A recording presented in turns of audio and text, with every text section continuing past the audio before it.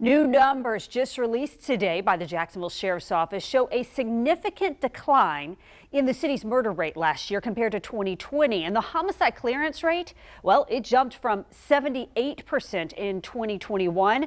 It had been 43% the year before that. And this afternoon, I sat down with Sheriff Mike Williams to dig into these latest crime statistics. I mean, this is what we have been wanting to see. With less than a year and a half left in his term, Sheriff Mike Williams says tackling violent crime in Jacksonville remains his top priority.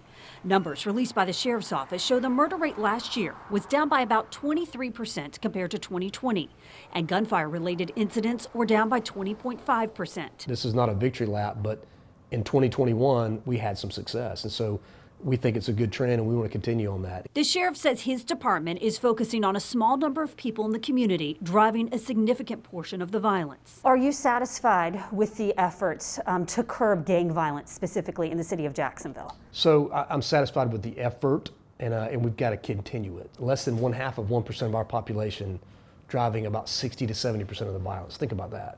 I mean, that's a significant, impact for such a small group of people. So that's where us and the community and the state attorney's office and all of our federal partners and state partners, the mayor's office, again, with Cure Violence, all of us working together are starting to have an impact. What is the biggest public safety issue facing Jacksonville right now? I think like most large communities, so we're not unique in this, in my opinion, the biggest public safety threat is narcotics and the narcotics trade. And the reason I say that is because that's where the gang violence ties in. Something he says he will continue to work on, along with building relationships with the community. It's always constantly a work in progress, but it's good.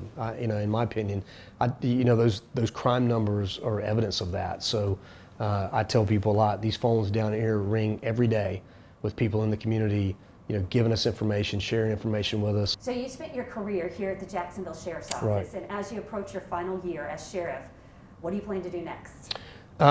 I don't know yet. So, right now I'm still a year and a half away from, the term being over. So we've got a lot of work left to do.